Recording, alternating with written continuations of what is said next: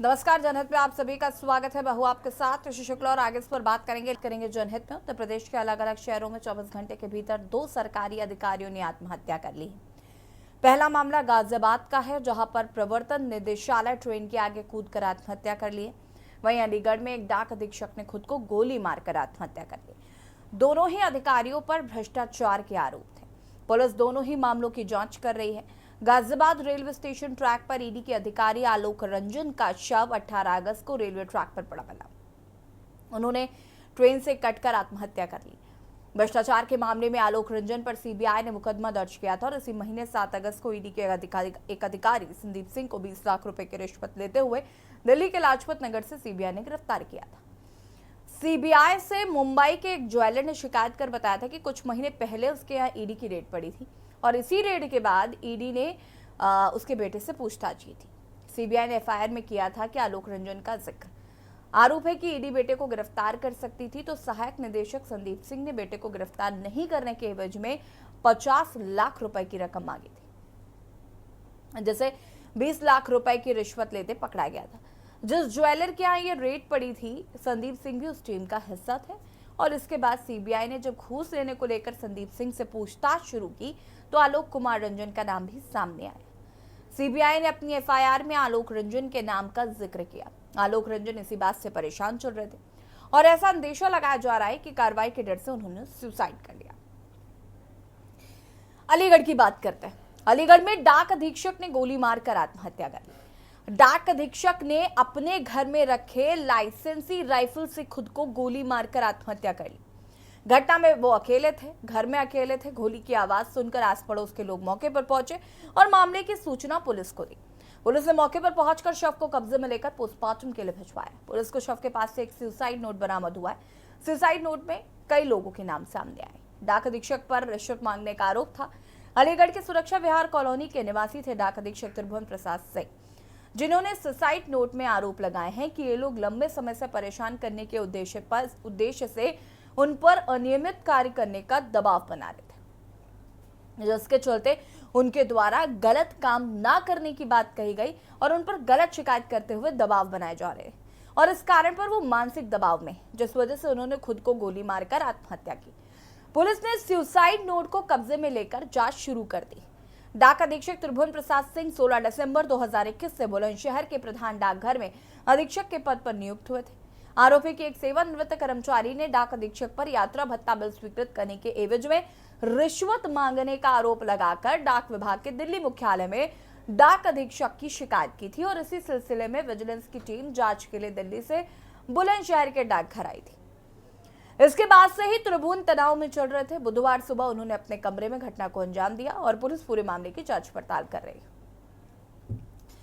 फिलहाल आज इस मुद्दे पर बातचीत करेंगे। ईडी, सीबीआई, करप्शन और उसके बाद 2 अधिकारियों का सुसाइड कर लेना। रेलवे ट्रैक पर शव मिलने के बाद जीआरपी रेलवे पुलिस मौके पर पहुंची और शव की शिनाख्त के प्रयास किए। शव की जो शिनाख्त है वो परिवर्तन निदेशालय में तैनात आलोक रंजन के रूप में हुई है। आलोक रंजन परिवर्तन निदेशालय में तैनात थे और उन पर घूस लेने के यानी कि कई भ्रष्टाचार के कई गंभीर आरोप चल रहे थे, जिनकी जांच ईडी और सीबीआई कर रही थी, जिससे आहत होकर यानी कि अभी तक जो कयास लगाए जा रहे हैं उसके अनुसार जो जांच चल रही थी उसी से उसमें फंसने के डर से, उसमें अपनी भागीदारी के डर से आलोक रंजन ने सुसाइड किया है। पुलिस कई मामलों पर इस मामले में जाँच पड़ताल कर रही है और जो आलोक रंजन है वो गाजियाबाद में ही रहते थे और जो जिस तरह से उन्होंने आत्महत्या की है उसके बाद से तमाम तरह के सवाल अधिकारियों की कार्यशैली पर भी उठ रहे हैं। तमाम तरह की जो जानकारी है, तमाम तरह की जो जांच अब पुलिस अधिकारी इस मामले में कर रहे हैं कि आखिर एक इतने बड़े अधिकारी को क्यों आत्महत्या जैसा कदम उठाना पड़ा है और आत्महत्या के पीछे क्या कारण है। तमाम ऐसे पहलू हैं जो भ्रष्टाचार को लेकर जिस तरह की बात सामने आ रही है कि भ्रष्टाचार की जाँच हो रही थी। एक अधिकारी जो उनके अधीनस्थ अधिकारी उस उन्होंने किसी को छोड़ने के एवज में 50 लाख रुपए की रिश्वत मांगी थी और जिसके बाद से जांच शुरू हुई और जांच के दायरे में कहीं ना कहीं फंसते हुए आलोक रंजन नज़र आ रहे थे, जिसके चलते उन्होंने रेलवे ट्रैक यानी कि रेलवे की जो पटरी थी उस पर सुसाइड किया है। वहीं जो शव था उनके सर गायब था और शव कुछ दूरी पर, जिसके बाद तमाम तरह की जो प्रक्रिया है, जो जांच है वो चल रही है और पुलिस इस मामले की तह तक जाने का प्रयास कर रही है। जयवीर मावी, के न्यूज़, गाजियाबाद। और बात कर रहे हैं इसी मुद्दे पर, ईडी, सीबीआई, करप्शन और मौत, जिस तरीके से 2 सुसाइड सामने आए अधिकारियों के, उसके बाद कई सवाल खड़े हो रहे हैं कि करप्शन किस हद तक बढ़ चुका है जिसकी वजह से अधिकारियों को सुसाइड करना पड़ा। और इसी मामले पर आज हम बातचीत भी करेंगे। ज्ञान प्रकाश चतुर्वेदी जी पूर्व IPS हमारे साथ जुड़े हुए हैं, गौरव अवस्थी जी वरिष्ठ पत्रकार है हमारे साथ जुड़े हुए हैं। आप दोनों का बहुत बहुत स्वागत है। सबसे पहले तो शुरुआत ज्ञान प्रकाश चतुर्वेदी जी आपसे करते हैं। हाल ही में जो ये 2 मामले सामने आए, 2 अधिकारी जिन्होंने सुसाइड किया और दोनों पर ही भ्रष्टाचार के आरोप लगे थे। सीबीआई ने जब जांच पड़ताल करनी शुरू की, दोनों पर आरोप लगने शुरू हुए। मानसिक दबाव एक बड़ा कारण माना जा रहा था कि इन लोगों ने सुसाइड किया है, लेकिन इसके पीछे की कहानी अगर देखें तो भ्रष्टाचार है। भ्रष्टाचार की वजह से जिस तरीके से नाम आए, और वो हालांकि उन लोगों को ऐसा लगता था कि वो निर्दोष है और उन्हें फंसाने की कोशिश की जा रही है, जबरदस्ती उनसे जबरन कुछ काम कराए गए जो कि गलत थे और उन्हें नहीं करने थे। क्या कहना है सबसे पहले तो इस मामले पर? देखिए, सबसे पहली बात तो दुर्गे की एक बुक है सुसाइड, उसमें स्पष्ट वो बहुत बड़ा मनोविज्ञानी हुआ है, पूरे विश्व का माना जाना मनोविज्ञानी, उसने बताया कि आत्महत्या करना बहुत सरल काम नहीं, किसी भी हत्या से बहुत कठिन काम है स्वयं की हत्या कर देना। तो किन संतरास, किन परिस्थितियों से वो गुजर रहे होंगे ये जान पाना किसी के बस का नहीं, क्योंकि मस्तिष्क को पढ़ लेने की अभी कोई विधा हमारे पास नहीं है। ये मैंने ये केस सुना है अभी आपके द्वारा, आप पेपर में भी पढ़ा, और मेरी जाति जिंदगी में भी मेरे इन्वेस्टिगेशन में ऐसा हो चुका है। जब कोई, मैंने ये नहीं कह रहा हूं ये भ्रष्ट थे या इन्हें फंसाया जा रहा था, ये दोनों बातें मैं नहीं कह सकता, लेकिन जब कहीं ना कहीं से ये लगता है कि चारों ओर से सामाजिक और विभागीय रूप से ये चारों ओर से घिर चुके होते हैं, कोई बचने का रास्ता नहीं होता है, तो ऐसे में एक ही विकल्प होता है कि स्वयं को समाप्त कर ले, जिससे लोग, लाज, मान, मर्यादा, परिवार और जो धन है वो बच सके। क्योंकि अदालतों का चक्कर, वो जलालत, वो जेल, वो सब ये लोग देख चुके होते हैं, इन्हें अनुमान रहता है कि क्या होगा। इसका बड़ा भय होता है। इसकी मतलब जेल तो एक ऐसी चीज है, अगर आप कभी घूमने टहलने भी जाइए तो वहां पर बिल्कुल बड़ा डरावना ही दृश्य होता है, कष्ट होता है वहां पर। इन सारी चीजों से आदमी जब भयभीत हो गया, उसे लगा कि हम बच नहीं पाएंगे, बचने का कोई रास्ता नहीं है, तो वो आत्महत्या कर लेता है। इन दोनों स्थितियों में अगर ऐसी चीज थी तो इन्होंने आत्महत्या किया, क्योंकि इनके पास अब विकल्प नहीं बच रहे थे, समाज में स्वयं को स्थापित करने के लिए, नौकरी में स्वयं को बचाए रखने के लिए और जेल जाने के लिए। दूसरी बात यह होती है कि अगर ये स्वयं को समाप्त कर देंगे तो कम से कम अपना परिवार, अपने बच्चों को सेव कर ले जाएंगे, क्योंकि अब जांच की धार उधर नहीं जाएगी। आपने सवाल किया भ्रष्टाचार पर, भ्रष्टाचार तो मुझे लगता है कि आम जनता बड़ी स्वीकार्यता के साथ कहती है कि भाई वो अधिकारी तो मुझे बहुत अच्छा लगा, वो पैसा लेकर तो काम कर देता है। मतलब बताइए कि शर्म नहीं आती जनता को भी? अरे आप शिकायत करिए उसको, भाई उसको भी जेल भिजवाइए। हम तो कहते हैं यदि कोई भ्रष्ट अधिकारी है और सारे भ्रष्ट अधिकारी हैं, आप खाली करा दीजिए, पूरा का पूरा डिपार्टमेंट खाली करा दिए, छापा मरवा मरवा करके। क्यों ऐसे लोग रहेंगे ऑफिस में, क्यों ऐसे लोग रहेंगे समाज में? नए लोग आएंगे, उनके अंदर डर रहेगा, भय रहेगा। और एक सुझाव भी देना चाहता हूं, सरकार को सुझाव देना चाहता हूं, बड़ा कष्ट होता है एक ईमानदार अधिकारी के पास, जब वो रिटायर होता है तो सर छुपाने का जगह नहीं होती। आप इन भ्रष्ट अधिकारियों के बारे में नहीं, मैं दावे से कह रहा हूं, पूरे भारत के भ्रष्ट अधिकारियों के बारे में उनका कॉल डिटेल लेके निकाल लीजिए कि वो रहते कहां, वो पत्नी के मकान में रहते हैं या ससुर के मकान में रहते हैं। अपने मकान में तो बेचारे रहते ही नहीं है, इतने गरीब होते हैं ये। और मकान देखिएगा तो हालत खराब हो जाएगी, महल जैसा घर होता है। कैसे रह रहे हो भाई उस घर में तुम? तुम्हारी इतनी बड़ी हैसियत कैसे हो गई, इतना मैं सरकार से कहता हूं एक एक अधिकारी का जरूर विजिलेंस की जांच होनी चाहिए, हर हाल में होनी चाहिए। जब तक डर नहीं होगा ना, तब तक ये मानने वाले नहीं है। भ्रष्टाचार की जड़ें भारत में इतनी गहरी हो चुकी है, आज हम सारे नेता सीना ठोक के बोलते हैं कि हमारे काल में बड़ा विकास हो गया। अरे शर्म नहीं आती आपकी बात कहते हुए? कौन सा विकास हो गया? चाइना हो गए हम, अमेरिका हो गए कि इंग्लैंड हो गए? चौथी महाशक्ति हो गई। कितनी बड़ी शक्ति हो गई आप जरा बताइए। अगर कोई बैठा है स्ट्रेटेजिक साइंस के बारे में मुझसे, मैं तो स्ट्रेटेजिक साइंस का विद्यार्थी रहा हूं, बात करिए ना मुझसे आप। आज भी आपको महान जो भी वेरी गुड इक्विपमेंट्स होते हैं जो हम वॉर में यूज करते हैं, अभी खरीदने पड़ रहे हैं हमको। अब हम शुरुआत कर रहे हैं, अब हमने ये बना लिया, अब हम ये बनाएंगे। अब तक क्या कर रहे थे भाई? किसी भी पार्टी की सरकार हो, मुद्दा ये नहीं है। कभी इस मुद्दे पे बात नहीं करना चाहिए कि वो सरकार थी तो ये सरकार है ना। बाकी समय अधिकारी क्या कर रहे थे, इंजीनियर क्या कर रहे थे, क्यों नहीं उन्होंने ऐसा काम किया और आज क्यों कर रहे हैं, और क्या लगता है कब तक कर देंगे?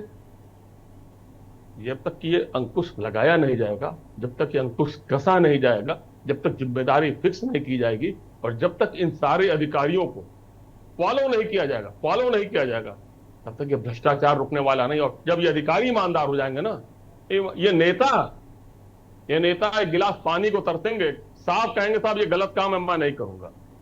किससे गलत काम कराएंगे? इनको तो पावर ही नहीं है हस्ताक्षर करने की। पावर तो राष्ट्रपति अधिकारी की है। ये पानी नहीं पाएंगे, किससे भ्रष्टाचार कराएंगे? कहें हम सब ईमानदार हैं, हम सारे लोग ईमानदार हैं, हम नहीं कर पाएंगे साहब, गलत है तो हमको हटा दीजिए। कितनों को हटाएंगे? खाली कर देंगे क्या पूरा का पूरा कैडर? ये जिद करनी पड़ेगी, ये आंदोलन अधिकारियों को चलाना पड़ेगा। इस आंदोलन के लिए मुट्ठी नहीं बांधना, काला काला पट्टी नहीं बांधनी है। सारे लोग जो मीटिंग होती है एसोसिएशन में, उसी में प्रण कर लीजिए आप, हम नहीं भ्रष्टाचार करेंगे। सर क्षमा करिए, आप चुने हुए हैं और हम अपनी पढ़ाई से आए हैं, हमने भी रक्षा का प्रण लिया है, हमने भी संविधान का प्रण लिया है, हमने भी कसम खाई है, हम भी अपने माता पिता के प्रति जिम्मेदार हैं, हम भी समाज के प्रति उतने ही जिम्मेदार हैं। हम आपके कहने से भ्रष्टाचार का कोई काम नहीं करेंगे। आप देखिएगा एक भी घोटाला नहीं होगा, किसी भी पार्टी को कोई दम नहीं घोटाला कर पाए, अधिकारी ईमानदार हो जाए तो। ये बड़ा कठिन काम है, कठिन काम, आसान काम नहीं है, आसान काम नहीं है। जो सनातनी है भगवान से डरते थे, अधर्म से डरते थे, कुकृत्य से डरते थे, बताएं आपको, ये सारे सनातनी बुरा ना मानेंगे लोग बैठे हैं। ज्यादातर इन्होंने भगवान को तो परचून की दुकान बना रखा है। लिस्ट लेके जाते हैं, भगवान मेरा ये कर दो, भगवान मेरा ये कर दो, भगवान मेरे बेटे की नौकरी लगवा दो, भगवान मुझे 1 अरब रुपए दिलवा दो।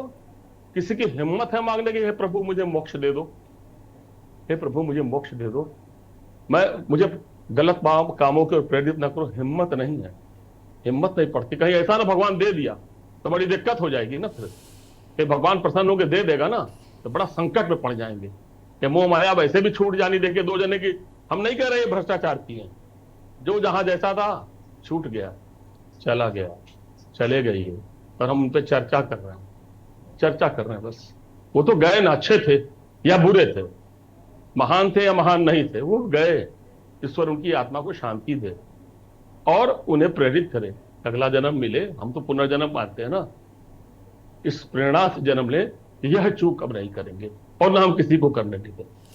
मेरा सुझाव, मेरा ही कहना। ज्ञान प्रकाश जी, मैं वापस आऊंगी। बहुत सारी बातें आपने अच्छी कही हैं और बहुत सारी बातों के तर्क भी मैं आपसे इस पर आगे बात करूंगी, मैं तर्कों पर भी। हमारे साथ यहाँ पर अवरल मलिक जी भी, नेता बीजेपी, जुड़ चुके हैं। अवरल जी, आपका भी स्वागत है। उससे पहले गौरव अवस्थी जी, कैसे देख रहे हैं इस पूरे प्रकरण को, जिस तरीके से 2 अधिकारियों पर भ्रष्टाचार के आरोप लगे और उन्होंने सुसाइड कर लिया?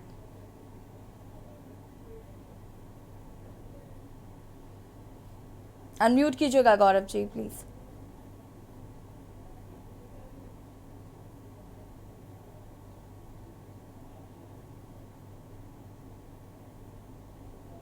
गौरव जी, आपकी आवाज नहीं आ पा रही है, अनम्यूट कीजिएगा प्लीज।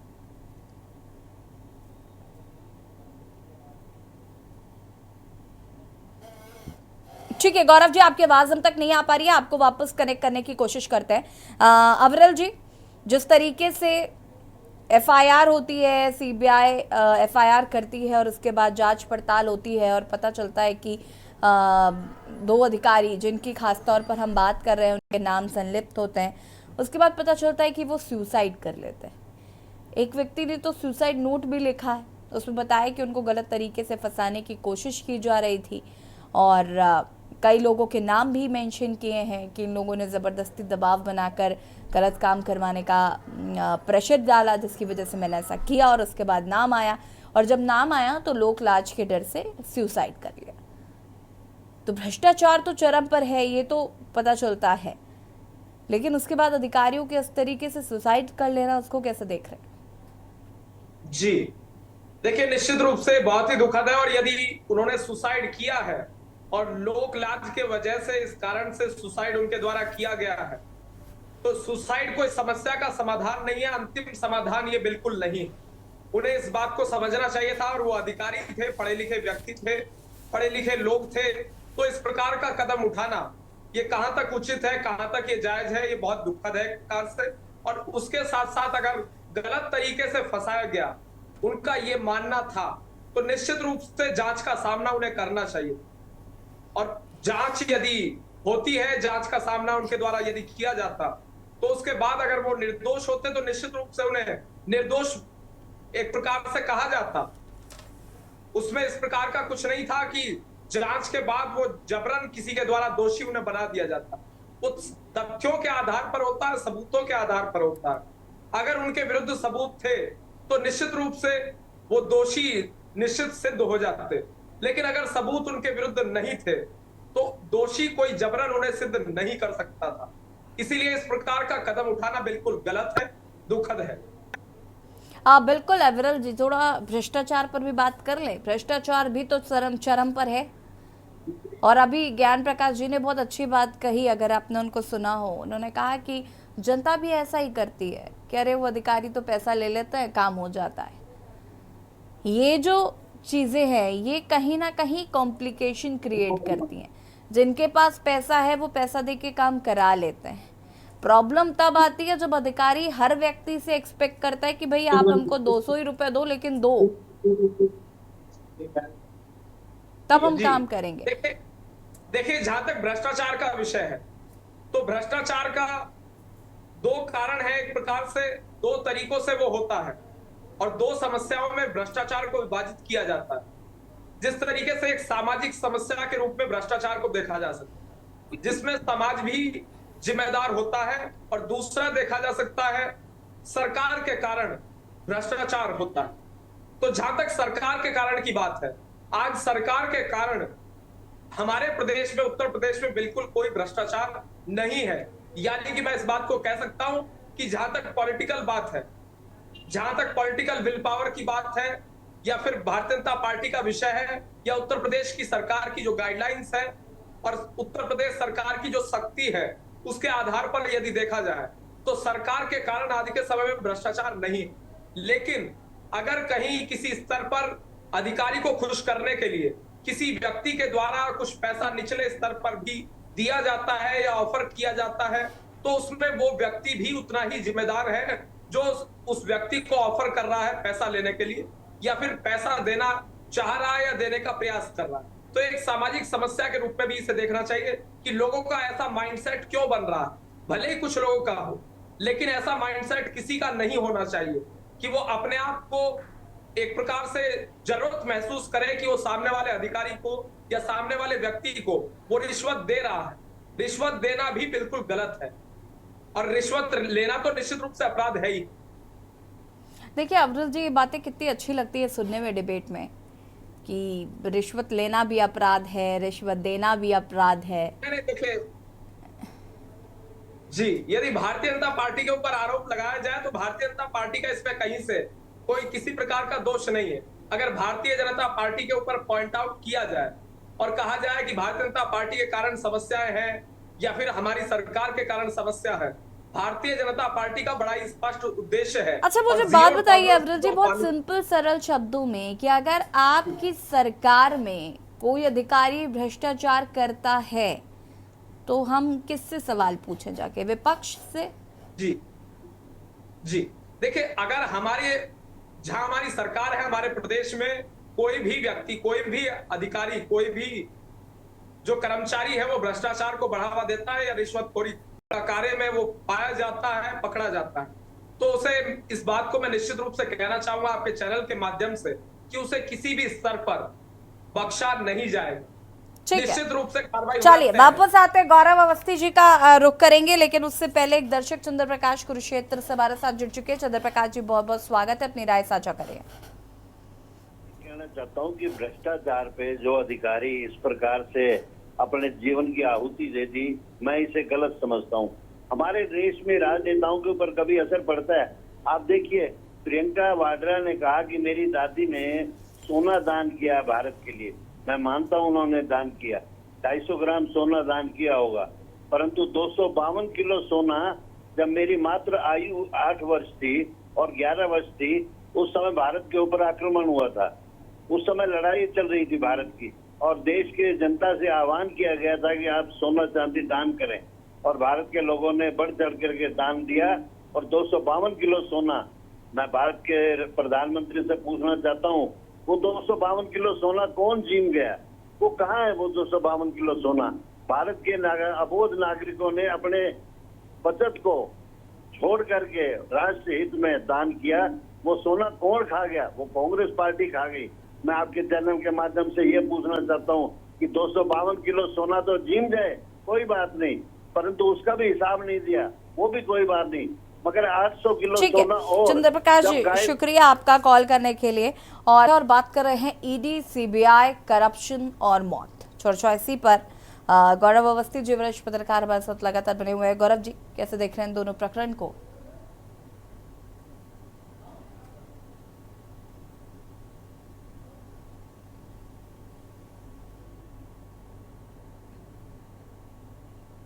है जी जी, अच्छा, बहुत विस्तार से आदरणीय चतुर्वेदी जी ने ईडी, सीबीआई और करप्शन पे बात विस्तार से की उन्होंने।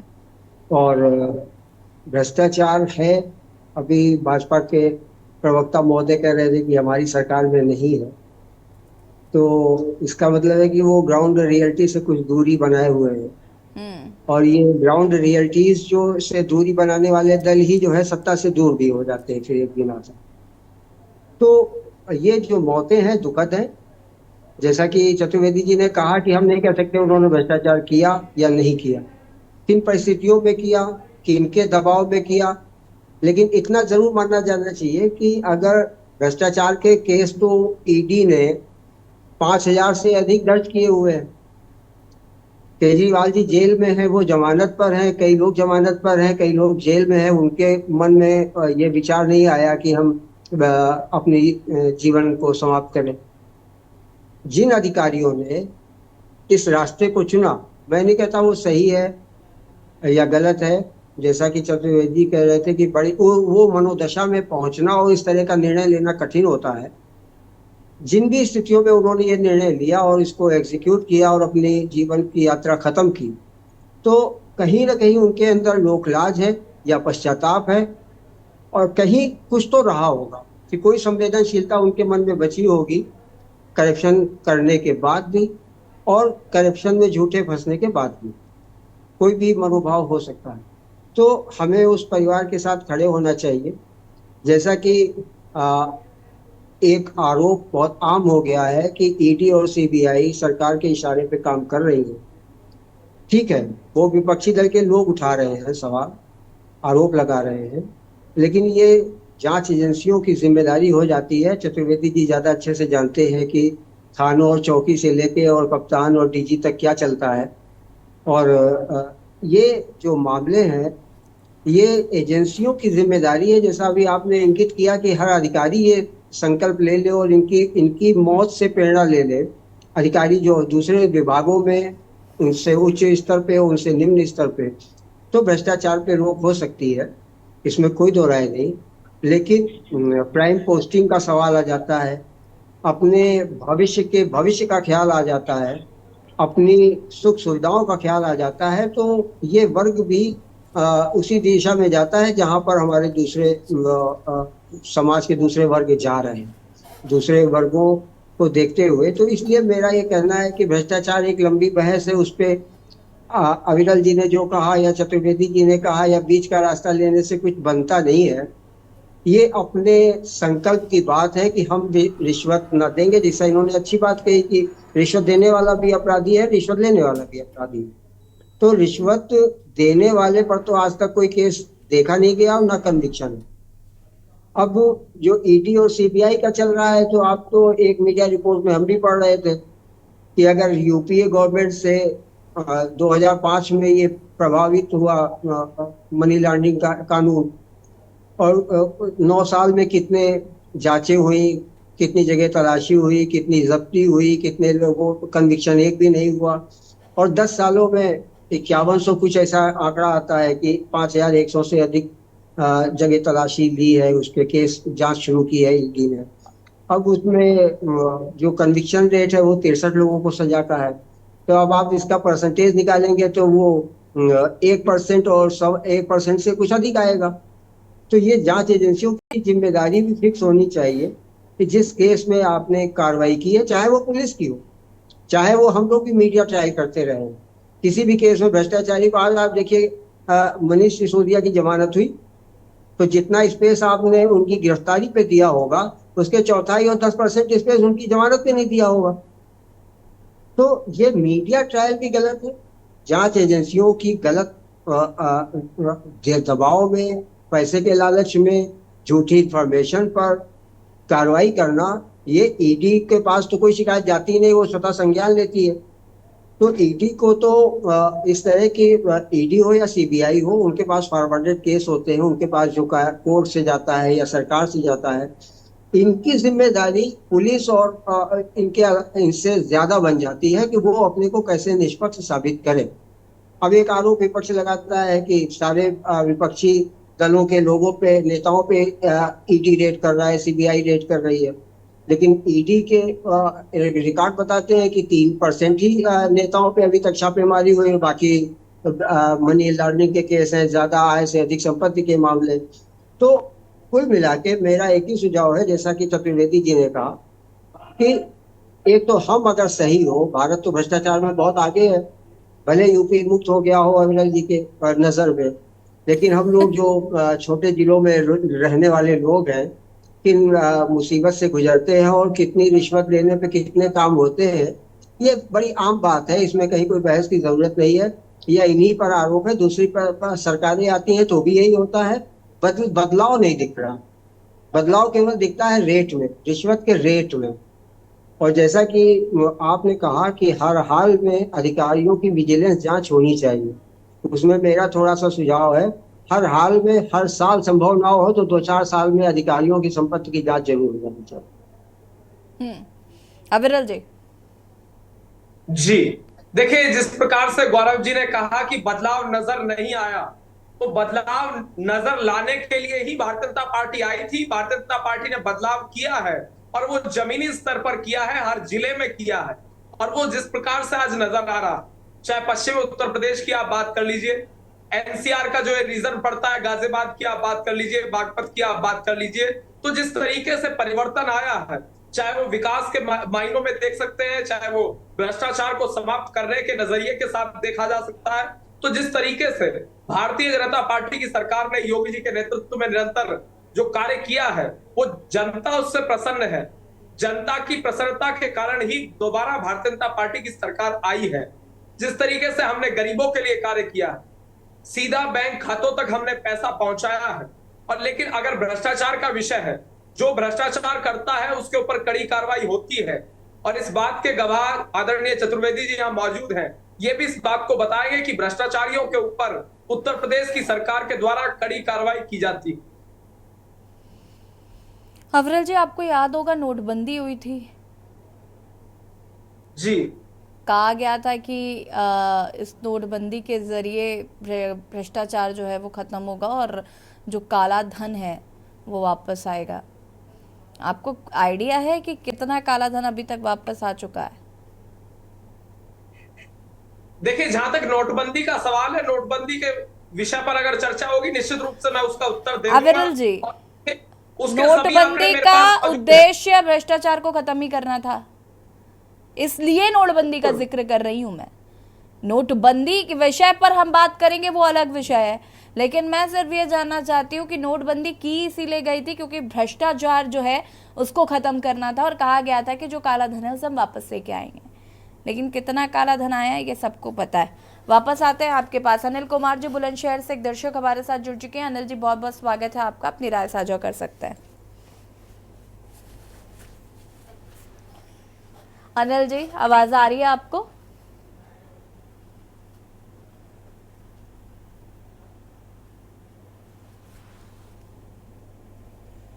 अनिल जी से फिलहाल संपर्क टूट गया है। आप हमें फिर से कॉल कर सकते हैं और मेहमान लगातार हमारे साथ बने हुए हैं यहाँ पर। ज्ञान प्रकाश चतुर्वेदी जी, आपने कहा कि लोक लाज के डर से सुसाइड कर लिया, लेकिन जिनको वाकई लोक लाज की चिंता होती है वो भ्रष्टाचार में संलिप्त तो मुझे नहीं लगता कि होते हैं। अगर मैं बुलंदशहर वाले मैटर की बात करूं, जो अलीगढ़ में जिन्होंने जाकर सुसाइड किया है, अलीगढ़ के रहने वाले थे, बुलंदशहर में पोस्टेड थे, उन्होंने एक बाकायदे सुसाइड नोट जो लिखा और व्हाट्सएप ग्रुप पे भी डाला है ऑफिस के, और कई 6-7 लोगों के नाम भी उजागर किए हैं और बताया कि जबरन भ्रष्टाचार करवाया जाए। तो ये जो लोग जबरन वाले हैं, ये कौन है और क्या वाकई ऐसा संभव है? देखिए, मैंने भी बड़ी लंबी नौकरी की है और बड़े ही संवेदनशील स्थानों पर रहा।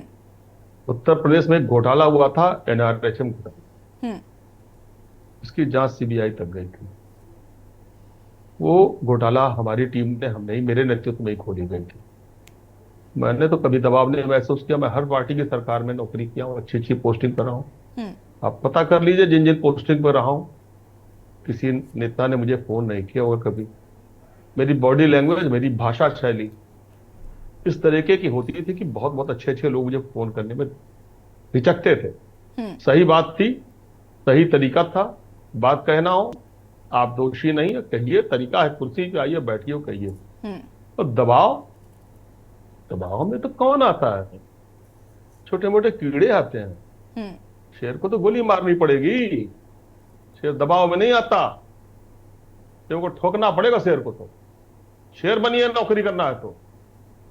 मर जाएंगे, भ्रष्टाचार नहीं करेंगे। किसकी हैसियत है भ्रष्टाचार करा देने की? बिल्कुल नहीं करा सकते। इसी से रिलेटेड मेरा आपसे ये भी सवाल था कि आपको नहीं लगता इसके लिए आपकी नीयत साफ होनी जरूरी है? हर व्यक्ति ज्ञान प्रकाश चतुर्वेदी नहीं हो सकता। 100% नीयत तो नहीं साफ होगी। देखिए, आप एक अधिकारी को हमेशा, मैं आपसे बता रहा हूं, मैं आपके चैनल पे एक बार और कह चुका हूं, शीशे के कमरे में बैठना चाहिए। ट्रांसपेरेंसी मतलब ट्रांसपेरेंसी, उसकी जिंदगी ट्रांसपेरेंट होनी चाहिए। मेरा घर भी ट्रांसपेरेंट होना चाहिए। आप मेरे घर में आइए, दिखना चाहिए मैं कैसा हूं, वो दिखना चाहिए। मेरा रहन सहन दिखना चाहिए, मेरा खान पान दिखना चाहिए, मेरे रिश्तेदार आपको दिखने चाहिए, मेरे दोस्त यार आपको दिखने चाहिए, मेरी नौकरी का तरीका आपको दिखना चाहिए। नहीं दिख रहा है और डार्क रूम में है, आप पे शंका की जाएगी। आप कोई शंका करेगा आपके ऊपर? आप अंधेरे में बैठ कर हस्ताक्षर कर रहे हैं, कोई भी शंका करेगा? बिल्कुल नहीं, क्लियर, बिल्कुल रोशनी में रहिए, रोशन होकर रहिए। नहीं रोशन होकर रहेंगे, तमाम चीजें आएंगी आपके सामने। मैं कह तो रहा हूं, मैं तो बहुत बड़ी पोस्ट पे नहीं रहा हूं भाई, और जहां जहां रहा हूं मैं आपको उन जनपदों के नाम बता देता हूं, और वहां का आपका जो भी मीडिया पर्सन हो। मैं तो आपके चैनल के लोगों से कह रहा हूं, मैं आपके चैनल के तमाम लोग, जब मैं SP क्राइम था तो जानते थे मुझे, मेरे पास आते थे बड़े, और बहुत अच्छा, मतलब मैं तो, मेरे साथ तो मीडिया का इतना अच्छा व्यवहार था, इतना अच्छा सपोर्ट था कि क्यों था? मैंने क्या मीडिया को खरीद रखा था क्या? उन्हें मालूम था कि ये पारदर्शी कार्य करता है, ये बिकेगा नहीं। मुझ जैसा अधनाथ अधिकारी, मुझ जैसा अधनाथ अधिकारी, मेरे माता पिता ने जिस लिए मुझे पैदा किया ना, मैं दावे के साथ कह सकता हूं आज की तारीख में ज्यों के त्यों धरती नहीं चल रही। मैं योगी जी के जिले में भी 2 साल रहा हूं। आप बैठे हैं भाजपा के प्रवक्ता, आपको बता रहा हूं मैं माननीय अखिलेश जी के साथ रहा हूं, इसी लखनऊ में मायावती जी के साथ भी रहा हूं। भाई कोई फोन नहीं करता, ये गलत बात, कोई नेता मुझे तो फोन नहीं करता, क्योंकि इसे मालूम है ये गलत करेगा नहीं। जब आप गलत करेंगे नहीं तो आपको कोई फोन भी नहीं करेगा, और मीडिया का तो सामने टिकेगा ही नहीं। मध्यम चरित्र का आदमी आपके सामने टिकेगा, आपके व्यक्तित्व के सामने टिकेगा, आपकी ईमानदारी के सामने टिकेगा, आपकी तेजी के सामने टिकेगा, आपकी आग के सामने टिकेगा, आपकी लपट के सामने टिकेगा। पता ही जरा कौन टिकेगा? ऐसी नौबत क्यों आ रही है? रही बात उस सुसाइड की, एक बात और कहना चाहूंगा, तो चिट्ठी यूं ही उजागर करते बिना मरे एक क्रांति हो जाती। क्या जरूरत थी जान देने की? जान लेना चाहिए था भ्रष्टाचारियों की। आपने क्यों जान दे दिया भाई? पर आपने दबाव में किया तो क्या दिक्कत है, कर दिया। हो सकता है तमाम स्थितियां ऐसी बन जाती, हो गई है, बन गया होगा, मुझे नहीं मालूम क्या बात। अरे पर्दा फाश कर देते, जान दे देते। ये योगियों का देश है, ये वाल्मीकि का देश है। हम अड़ जाते, हम लड़ जाते, क्यों दे दिया जान? अब तो काम आसान कर गए उनका। अब तो बहुत लंबी प्रक्रिया हो गई ना, वो जांच होगी, वो पुलिस जांच करेगी, सीबीआई जांच करेगी, ये करेगी, और तमाम लोगों को क्लीन चिट मिल जाएगा कि नहीं मिलेगा, कि सजा होगी।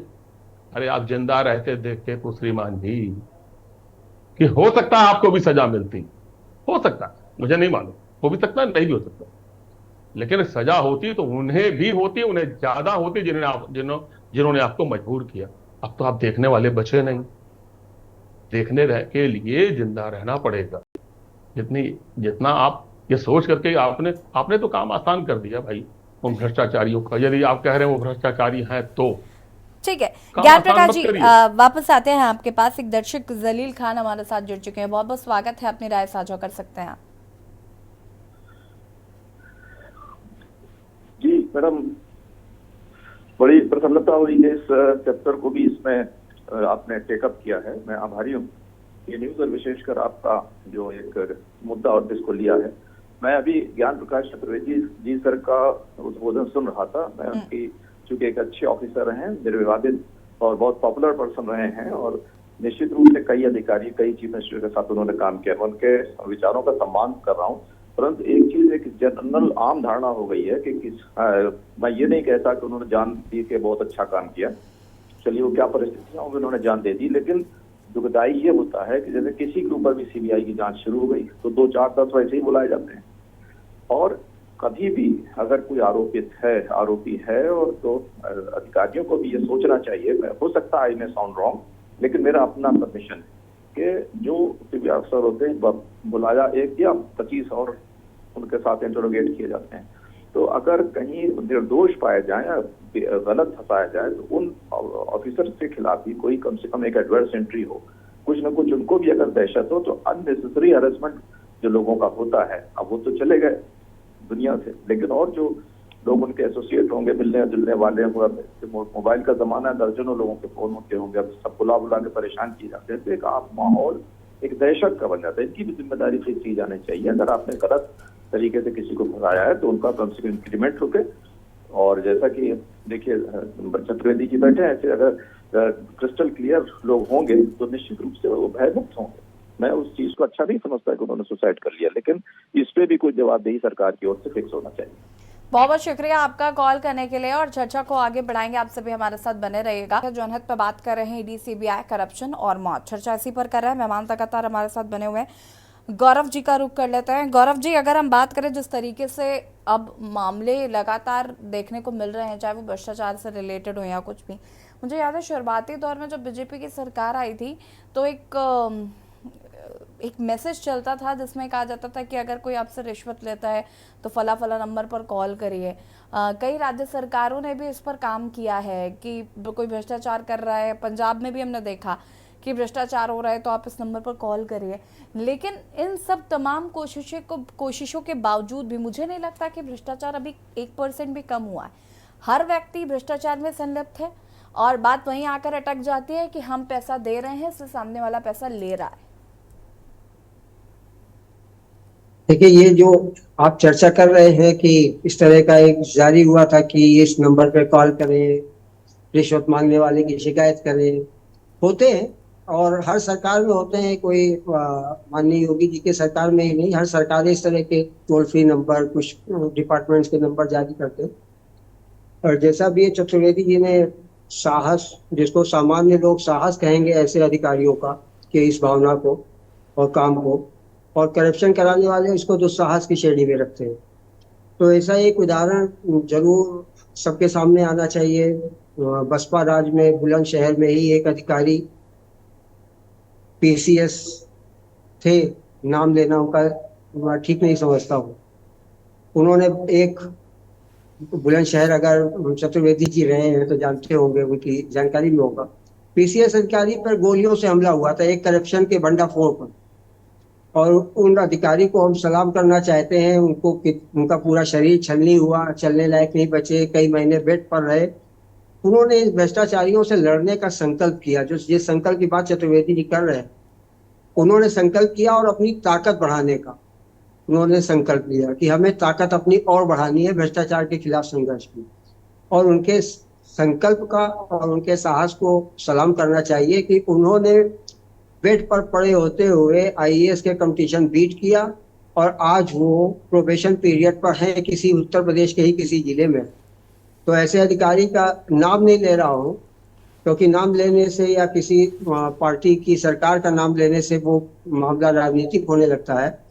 लेकिन अगर इस तरह के साहस वाले लोग अपनी, चाहे वो पीसीएस की सिविल सेवाओं में जाए, डॉक्टरी में जाए, या किसी भी क्षेत्र में अपनी सामाजिक सेवाओं के लिए प्रस्तुत हो, तो बहुत हद तक संभव है कि भ्रष्टाचारियों से लड़ा जा सकता है और भ्रष्टाचार को खत्म किया जा सकता है। एक इस उदाहरण को सामने इसलिए आना जरूरी है कि जो अधिकारी दबाव में, जैसा कि भी आपने बताया कि उन्होंने सुसाइड नोट लिखा, सुसाइड नोट तो काफी वैल्यू होती है कानून की नजर में, उसकी बड़ी कीमत होती है, उसके आधार पे उनको भी कटघरे में लाया जा सकता है कि किस तरह के दबाव थे। एक इन्वेस्टिगेशन चलेगा, कब तक चलेगा अभी हम चर्चा कर रहे हैं आधे घंटे पौन घंटे की, और जब इस केस में जब डिसीजन कोई आएगा, कोई सजा पाएगा, कोई छूटेगा, तो हम फिर बहुत कुछ सेकंड के स्पेस में उस मामले को खत्म कर देंगे। तो मेरा ये कहना है कि जो साहस के साथ अधिकारी लड़ रहे हैं उनको शेल्टर मिलना चाहिए, उनको संरक्षण मिलना चाहिए, उनको प्रमोशन मिलना चाहिए, आउट ऑफ टर्न मिलना चाहिए। जिस तरह की पुलिस में व्यवस्था है कि किसी मुठभेड़ में खूंखार अपराधी को मारने पे आउट ऑफ टर्न प्रमोशन मिलता है, तो जो अधिकारी बगैर बेदाग और अपना कार्यकाल पूरा करें अपने किसी भी जनपद में किसी भी पद पर, उनको भी आउट ऑफ टर्म प्रमोशन की ऐसी कोई स्कीम सरकार को लानी चाहिए, प्रोत्साहित करने के लिए कि इनके ऊपर कोई दाग नहीं है। इससे और प्रोत्साहन मिलेगा अधिकारियों को इस दिशा में आगे बढ़ने के लिए। और अधिकारी वर्ग अगर चाह लेगा, तो जैसा चतुर्वेदी जी कह रहे हैं कि नेता पानी को तरसेंगे, ये सच है कि फिर कोई ना पत्रकार बनना चाहेगा, ना राजनेता बनना चाहेगा, वो सीधे चाहेगा कि हम छोटे मोटे कर्मचारी या अधिकारी किसी भी स्तर पे पहुंचने की कोशिश करें। एक ईमानदार कोशिश शुरू हो सकती है और इस तरह से हम आगे बढ़ सकते हैं। बिल्कुल। अविरल जी, क्या लगता है धरातल पर भ्रष्टाचार है कि नहीं है? कभी निकले जमीन पर जानने की कोशिश की है? जी देखिए, जहां तक भ्रष्टाचार का विषय है और उत्तर प्रदेश का विषय, उत्तर प्रदेश में सरकार के द्वारा जो कोशिशें की जा रही है वो तो सबको नजर आ रही है।